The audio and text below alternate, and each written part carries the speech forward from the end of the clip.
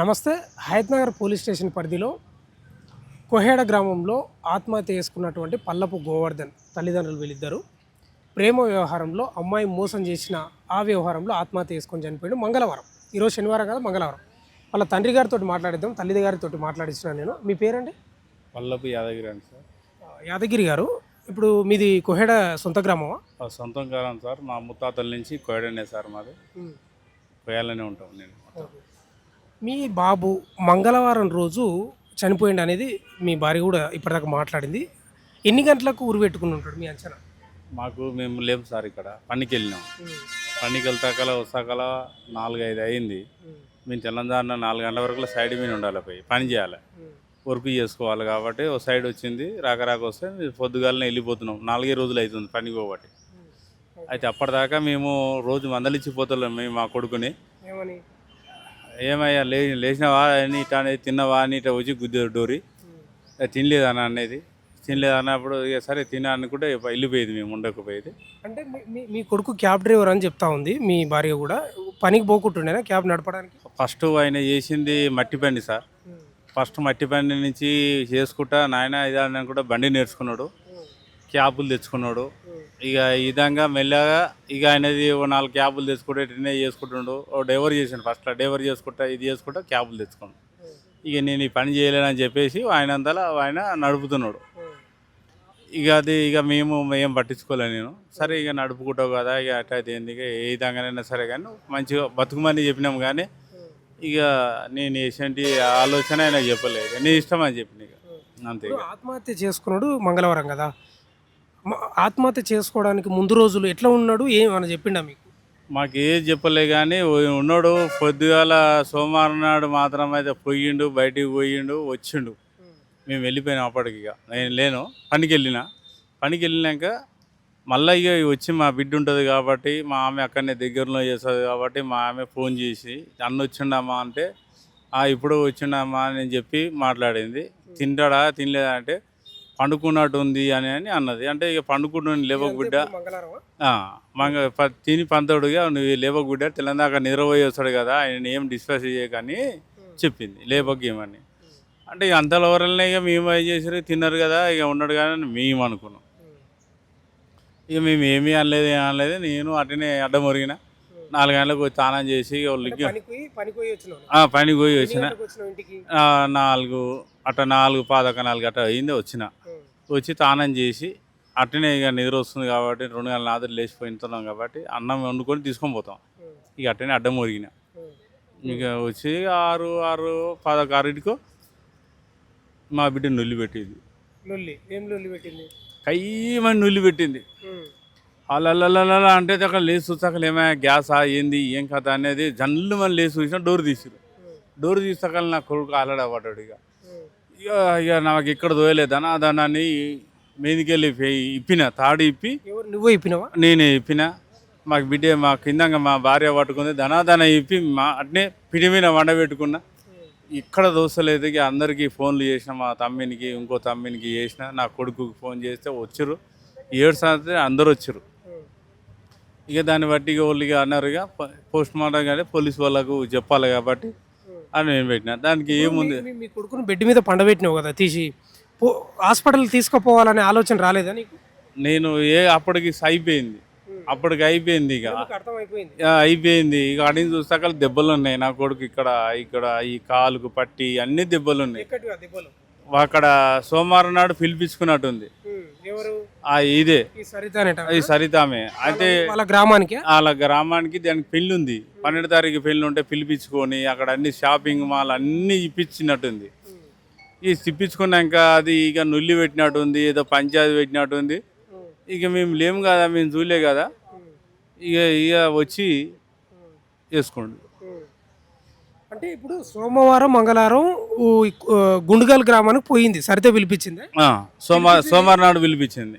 అంటే కొట్టిపించింది అంటున్నావా? ఎందుకు కొట్టిపించింది? ఇష్టం లేక వేరే వంతుడు చేయించుకుంటుంది. అక్కడ పెళ్ళి చేసుకుంది ఇట్లుంది కాబట్టి, అక్కడ ఫిక్స్ అయింది కాబట్టి మళ్ళీ ఇది వద్దంటుంది. అంటే ఇది గరీబోడు కాబట్టి మళ్ళీ అప్పుడు గరీబోడా అప్పుడు తెలుసు కదా నీకు. నువ్వు ప్రేమించినప్పుడు ముందైతే ఇది గరీబోడా బలిచినోడా అని చూసుకోవాలి కదా. గరీబ్ అన్నావు, క్యాబులు నడుస్తున్నాయి కాబట్టి వాడు ఇంటికి రాక ఒక రూమ్ దగ్గర ఉన్నాడు కాబట్టి వాడు అక్కడనే ఉన్నాడు కాబట్టి అక్కడనే బతున్నాడు కాబట్టి డ్యూటీకి దగ్గరికి రానిపోను ఇబ్బంది అవుతుందని చెప్పేసి ఒక దగ్గర రూమ్ తీసుకొని అక్కడనే సర్కిల్లో ఉన్నాడు కాబట్టి అందుబాటులో ఉండి అట్నే డ్యూటీ చేసుకుంటున్నాడు కాబట్టి ఎక్కడనే ఉన్నాడు. మాతోడు కూడా ఏది చెప్పలేదు, ఏది ఇన్వాల్వ్. నేను ఆ టాపిక్ వస్తా ఆ పాయింట్కు. ఇప్పుడు సోమవారం మంగళవారం పిలిపించుకున్నది కదా మీ కొడుకును, ఎందుకు పిలిపించుకున్నది? నన్ను సతాయించకు, నేను వేరే పెళ్లి చేసుకుంటున్నా అని చెప్పడానికి పిలిపించిందే. అదే విధంగా చెప్పించింది. నీదేందో నీకు నాకు అప్పటిదాకా పెళ్ళి అయిన దాకా ఒక తీరు చెప్పింది. షాపింగ్ మాల్ చెప్పుకుంటాడు ఏంటంటే మనం అక్కడ వేసుకొని మనమంతలో మనం వెళ్ళిపోదాము, మనంతలో లగ్గాలకి వెళ్ళి వేసిపోదాము అన్న కాడికి పెట్టింది. అయితే ఇది పెళ్లి చేసుకుంటుంది.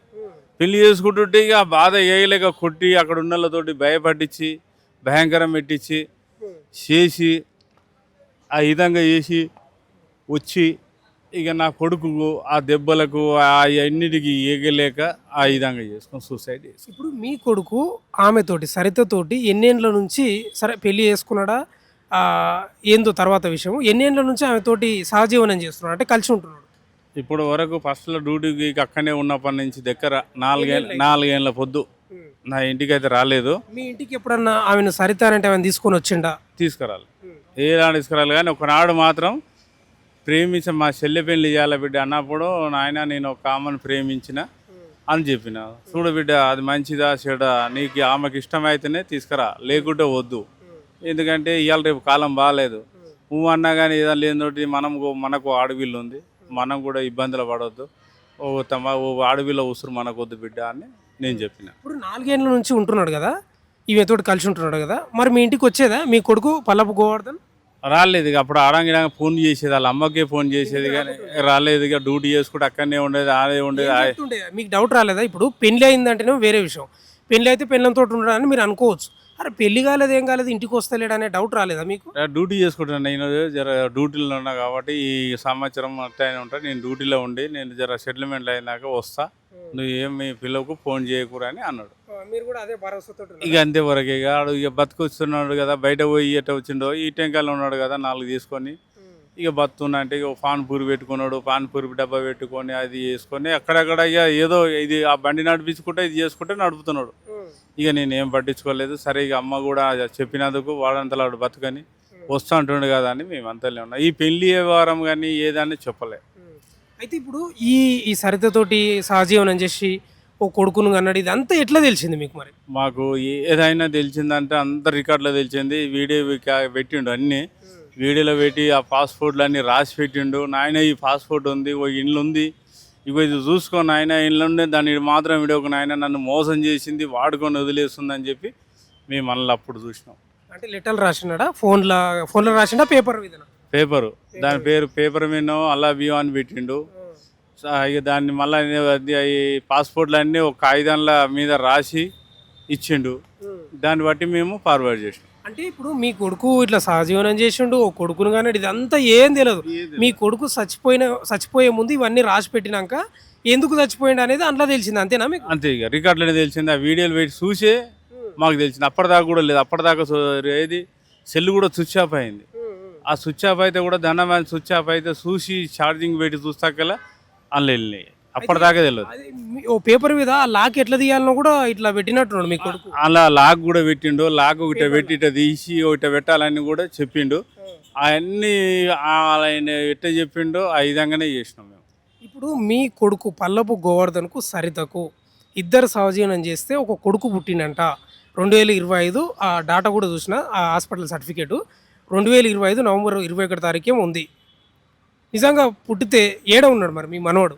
ఇప్పుడు అలా ఏడిచ్చిరో తెలియదు. 5 రోజులు కాన్పు కూడా నార్మల్ కాన్పు అయింది, ఆపరేషన్ కూడా కాలేదు, నార్మల్ కాన్పు అయింది. 5 రోజులు ఉన్నారు. తల్లికి కూడా తెలిసి ఉండొచ్చు మొత్తం మీద, అది కూడా చెప్తలేదు. బద్మాషి, అది కూడా సిగ్గు లేదు, శరం లేదు, బద్మాషి లంచి అది ఎంతమందికి ఉన్నదో తెలుస్తలేదు. ఇప్పుడు పిల్లగాని కానీ అప్పుడు తల్లి అయితే వస్తుంది కదా, తల్లి పిల్ల డెలివరీ అయితే తల్లి అయితే పిల్ల అయితే వస్తుంది కదా. ఇప్పుడు వచ్చినప్పుడు ఎక్కడ పెట్టినావు నీకు తెలియదా? అవన్నీ వాడుకున్నావు. ఏం బిడ్డ మీ అయ్యా మీ అమ్మ ఉన్నారు, ఎందుకు రేపు పొద్దుగాల వాళ్ళకి ఏం తెలిసే నా బిడ్డను ఏముంటారు ఏం కథ అని తెలుసుకోవాలి కదా. అమ్మ కూడా చెప్పలేదు. ఏది చెప్పక ఏం చేసిరంటే ఈ అన్ని ఫోటోలు ఎప్పుడు తీసుకున్నాడో ఫోటోలు అన్నీ తీసుకొని పెడితే వీడియోలో పెడితే అప్పుడు ఆ వీడియోని చూసి మేము ఇది ఫార్వర్డ్ చేస్తాను నేను. అంటే మీకు మనవడు పుట్టిండని తెలియదు, ఏది తెలియదు మీకు. ఏ తెలియదు. మళ్ళీ వచ్చి మరి నా కొడుకు 3 నెలలు అయితే మా అయ్య చచ్చిపోయాడు. మా అయ్య చచ్చిపోతే 3 నెలల నుంచి ఇంటికి వస్తున్నాడు, ఇంటికానే తింటున్నాడు, పంతున్నాడు. మళ్ళీ అక్కడ ఏం జరుగుతున్నదో 2 రోజులకు ఓనాడు, 2 రోజులకు పోయి క్యాబ్ పోతుంది, బండి వస్తాడు, పంతాడు, మళ్ళీ వెళ్ళిపోతాడు, ఓనాడు పోతాడు, వస్తూనే ఉన్నాడు. ఇక అక్కడ ఏం జరుగుతుందో మాకు చెప్పలేదు, ఎటువంటి విషయం మాకు తెలియదు. ఇప్పుడు మహోని అనే హాస్పిటల్ ఉంది, అది హయత్ నగర్ పరిధిలోనే ఉందని చెప్తున్నారు. ఆ హాస్పిటల్లో మీకు మీ కొడుకు గోవర్ధన్ ఆమెకు కొడుకు పుట్టిండి అనేది హాస్పిటల్ రికార్డు ఉంది, వచ్చింది అది కూడా డాటా. మహోనియా హాస్పిటల్ అంట, ఏడుంది అది? ఇది తుర్కెంచాలుగా మనగూడెం కాడ ఉన్నది అది. మహోనియా ఆడ ఉంటే నిన్న పోయి రిపోర్ట్ తెచ్చిన, రిపోర్ట్ కూడా తీసుకొచ్చిన, తెచ్చి ఇచ్చిర్రు ఆల్రెడీ, తెచ్చి ఎస్ఐ గారు కూడా ఇచ్చిన, తీసుకొచ్చి కూడా. అంటే ఇప్పుడు మీ కొడుకు చనిపోవడానికి కారణం నువ్వేమంటున్నావు? ఇప్పుడు ఇదే వచ్చింది కవితనే, ఇప్పుడు చేసింది ఇదే, మా కవితనే చేసింది, మొత్తం మీద ఇదే, మొత్తం మీద చేసింది. నా కొడుకుని వాడుకొని వదిలేసి ఈ విధంగా బాధ పెట్టి నాన్సించి ఎన్నో బాధలు పెట్టి, ఆ బాధ ఎన్నడుకి ఒక దెబ్బ కొట్టినాను కదా నా కొడుకుని, ఎంత అవసరించింది, ఎన్నడూ ఏడున్నాడు, మొన్న ఏడ్చి ఒళ్ళు ఏడ్చుకుంటా. నేను ఎన్నడూ కష్టం చేసి నాకు ఇచ్చిన 10 పావులా కానీ ఇచ్చింది కూడా నా కొడుకు లేదు. ఇయ్యకున్నా కానీ నా కడుపు నింపుకొని నా కొడుకు ఎన్నడుగా బతాడు కదా మంచిగానే నేను అనుకున్నాను. ఇప్పుడు మీ కొడుకు చనిపోయిండు, చేతికి అంది వచ్చిన కొడుకు చనిపోయిండు, 28 ఏళ్ళ కొడుకు. మిమ్మల్ని సాకి సంతరించాల్సిన కరెక్ట్ టైంలోనే పాపం ఉరిపెట్టుకొని చనిపోయిండు ఆత్మహత్య చేసుకుని. ఇప్పుడు మీ డిమాండ్ ఏంది, మీకు ఏం న్యాయం కావాలి? ఇప్పుడు మీరేం కోరుతున్నారు? మేము కోరేది ఏంటంటే మా పిల్లగాడిని మాకు ఇవ్వాలి, ఎక్కడికన్నా. ఇప్పుడు నేను మా కొడుకు కన్నా పిల్లగాడిని మాకు ఇవ్వాలి, అది ఎక్కడ ఉన్నా మాకు కావాలి. ఇప్పుడు ఒకటి మళ్ళీ ఇటువంటి కన్నతండ్రులకు కానీ కొడుకులైనా కానీ ప్రేమల్లో పడి కానీ తల్లిదండ్రులని కానీ కొద్దిగా ఆలోచించకుండా ఏదన్నా తినకుండా తల్లిదండ్రులని ముఖం చూసి వాళ్ళని కూడా కనిపెట్టు 20 ఏళ్ళు జాది మిమ్మల్ని చదివించి చేసి మీరు కూడా ఒక నిర్ణయం తీసుకోకుండా ఎవరిని చెప్పకుండా తీసుకోకుండా తనదండ్రులని నేను కనుక్కొని నాయన నీకు ఇది చేసిందని చెప్తే వాళ్ళకు కూడా కడుపు నిండి ఉంటుంది. కాబట్టి వాళ్ళని కూడా అన్యాయం చేయకుండా మీరు తాగకుండా మీకు 10,000 శేనార్థి, ఎందుకంటే వాళ్ళకి సాది తినకుండా తాగకుండా మిమ్మల్ని పెద్ద చేస్తారు. కాబట్టి ఆ వాళ్ళకు అన్యాయం చేయొద్దని కోరుకుంటున్నాను అందరికీ. ఇప్పుడు మీ కొడుకు కూడా ఒక తప్పు అని చేసిండు, సరే కొడుకును అన్నాడు, అయిపోయింది, ఆమె వేరే పెళ్లి చేసుకున్నాడు. కానీ ఆమె కోసం చనిపోవాల్సిన అవసరం ఉందా మీ కొడుకు? అసలు టార్చ పెట్టింది, దెబ్బలు దీన్ని కొట్టి అన్నీ చేసి అన్నీ ఏగలేక ఈ దెబ్బలకు ఏగలేక ఈ విధంగా అయిపోయింది. అంటే ఇప్పుడు మీ మనవడు మీకు కావాలంటున్నాను? మా మనవడు నాకు కావాలి. మళ్ళీ ఇసేంటిది ఆడది అయినా కానీ ఉన్నా కానీ కూడా లోకం మీద ఎంతమందిని చెడగొడుతుందో, ఎంతమందిని మోసగతి చేస్తుందో, ఎంతమందిని చంపుతుందో, ఇసేంటి దాన్ని రోడ్డు మీద కానీ కులాలను ఉండనీయకుండా జన్మకాయ చేయాలి దాన్ని. పోలీసులు ఏం చెప్తున్నారు మరి? ఆమె పట్టుకొచ్చారంటారా? పట్టుకొచ్చారు, ఇంక్వైరీ చేస్తారు. ఏమంటుందంటే ఇప్పుడు నాకు తెలియదు మీ కొడుకే అమ్ముకున్నప్పుడు నువ్వు కేసు ఎందుకు పెట్టలేదు? నువ్వు అమ్ముతున్నావు, మీ పల్లపు గోవర్ధనే అమ్ముకున్నాడు ఆ కొడుకును. నువ్వు అమ్ముతున్నప్పుడు నువ్వు ఎందుకు కేసు పెట్టలేదు? నా కొడుకు అమ్ముతున్నావు, నువ్వు కన్నతల్లివే కదా, నువ్వు ఎందుకు కేసు పెట్టలేదు?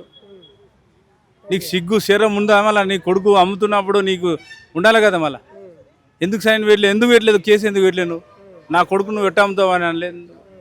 నువ్వు అమ్మినా కాబట్టి సచ్చినోని మీద బదలాం పెడుతున్నావు. మళ్ళీ ఆడ ఉండుంటే నువ్వు అన్నంటే అందువా మాట. మళ్ళీ నువ్వు ఏడదడినావు, ఏడవడినావు, ఏం కథ, ఎక్కడున్నావు, ఏడ చేసినావు, ఎవరితోడు వాడినావు, ఏ పార్కులు తిరిగినావు అని చెప్పవు ఎందుకో? ఏ హోటల్లో తిన్నావు, ఎన్ని పైసలు వాడుకున్నావు చెప్పవు ఎందుకో? ఏ తెలియదు అంటే పిల్లని ఉత్తనే కన్నావా? సర్టిఫికెట్ తెచ్చినా ఎట్టగన్నావు పిల్లగాని? ఏ విధంగా అన్నావు?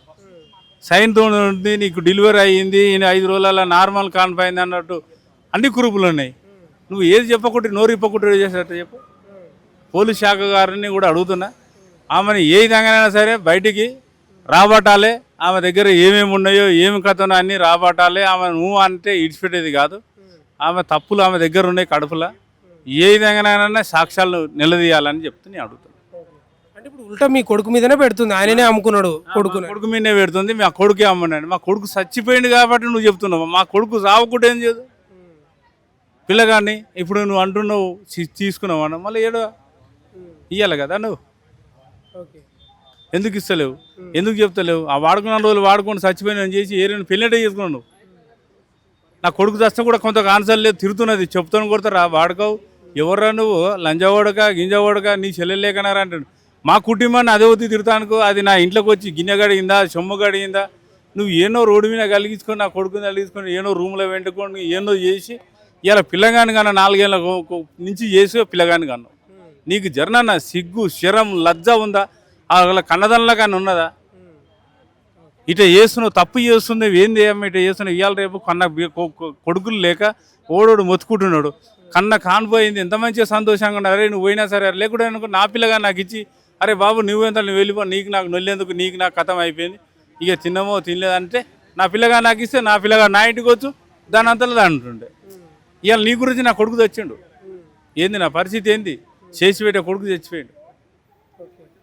ఇప్పుడు నువ్వు ఏది తెలియదని నువ్వు చేతులు దులుపుతా కాదు, చేతులు దులుపుతే కాదు, చేతులు నేను కూడా అంట నేను చేసి కూడా నేను చేయలే అంటే ఊకుంటారు నన్ను? పోలీస్ శాఖ ఊకుంటుందా? ఎటు ఊకుంటుంది? తాటా ఒలిచాలి, తాటా ఒలిసినే అవుతుంది. ఎంత న్యాయం చెప్పాలంటే ఎంత చెప్తావు అని నేను కోరుకుంటున్నా. సరిత పోలీసుల అదుపులో ఉందంట. ఏడున్నాడు బాబు అంటే చనిపోయిన పల్లపు గోవర్ధన్ ఉన్నాడు కదా, ఆయననే అమ్ముకున్నాడు అని చెప్తుందంట. తండ్రి కూడా అదే అంటున్నాడు. ఇవాళ చనిపోయింది కాబట్టి నా కొడుకు మీద బదనాం పెడతా ఉంది, చనిపోయిన కొడుకు అమ్ముకున్నాడు అని చెప్తా ఉందా అని చెప్తా ఉన్నాడు. ఎంత దారుణం అంటే, మరి నిజంగా పిల్లగాడు ఏడ ఉన్నాడు, ఏం కథ? ఒకవేళ పల్లపు గోవర్ధనే అమ్ముకుంటే ఇవాళ ఆత్మహత్య చేసుకుంటాడా? అంత క్రూరుడే అయితే, మానవత్వం లేనుడే అయితే ఆత్మహత్య చేసుకోడు కదా. 4 ఏళ్ళు సహజీవనం చేసి ఓ కొడుకును కానీ, మహోనియా హాస్పిటల్లో కొడుకును కానీ మాయం చేసి, తర్వాత ఇప్పుడు ఎవరినో వాళ్ళ బావని పెళ్లి చేసుకొని ఇవాళ పోలీసుల విచారణలో ఆమె చెప్తున్నది ఏందని తండ్రి చెప్తున్నాడు. పల్లపు గోవర్ధన్ ఆయననే అమ్ముకున్నాడు కొడుకు అని చెప్తుందంట. ఆయన ఏమంటున్నాడు, మరి అమ్ముకుంటున్నప్పుడు నీవు కేసు పెట్టాలి కదా, అది కూడా పాయింటే కదా. పల్లపు గోవర్ధన్ అమ్ముకుంటున్నప్పుడు కొడుకును కేసు పెట్టాలి కదా సరిత అనేట. ఎంత దారుణం అంటే చాలా ఘోరం. ఎదిగొచ్చిన కొడుకు, ఈయనకు 3 పిల్లలు, ఫస్ట్ గోవర్ధన్, తర్వాత ఒక అమ్మాయి, తర్వాత కొడుకు 28 ఏళ్ళు. 28 ఏళ్ళ కొడుకు చనిపోతే బాధ ఉండదా? వీళ్ళ డిమాండ్ ఒకటి, ఆమెకు శిక్ష పడాలి. ఒకటి, పల్లపు గోవర్ధన్కు సరితకు పుట్టినటువంటి కొడుకు కావాలని అడుగుతున్నారు. ఆ పల్లపు గోవర్ధన్ను మా మనవన్ రూపాల్లో చూసుకుంటాం అనేది వాళ్ళ ఆశ, ఆకాంక్ష. ఎంత దారుణంగా ఉన్నారంటే మనుషులు, చాలా దరిద్రంగా. కానీ ఒక్క తప్పు అని చేసిండు గోవర్ధన్. ఏదన్నా కానీ ఆత్మహత్య చేసుకోకుండా ఉంటే బాగుండే. మధ్యలో పరిచయం అయింది, సహజీవనం చేసిండు, కొడుకును కన్నాడు, అయిపోయింది. కానీ కన్న తల్లిదండ్రులు ఇవాళ ఎంత బాధ ఉంటుంది, ఎంత కడుపు కోత. ఓ 10 ఏళ్ళు కాదు, 5 ఏళ్ళు కాదు, చేతికి అందించిన కొడుకు, తల్లిదండ్రులను సాదాల్సిన వాడు, సాకాల్సిన వాడు ఇలా చనిపోయినంటే అది బాధాకరం. గోవర్ధన్ ఆత్మహత్య చేసుకునేది లేకుండే వాస్తవంగా, కానీ అందరికీ ఆ మనస్తత్వం ఉండదు. తెగించే మనస్తత్వం, అమాయకత్వం ఉంటుంది, కొందరికి సున్నిత మనస్తత్వం ఉంటుంది.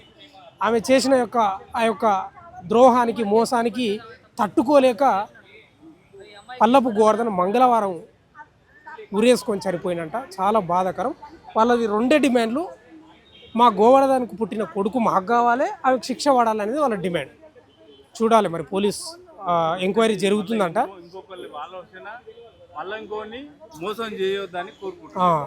ఇంకా అదే ఇక ఆమెకు శిక్ష పడాలని వాళ్ళ ప్రధాన యొక్క డిమాండ్. చూద్దాం ఏం జరుగుతుందో. కానీ చాలా ఘోరం, చాలా దారుణం, చాలా మోసం. చూస్తూనే ఉండండి మన తొలి వెలుగు.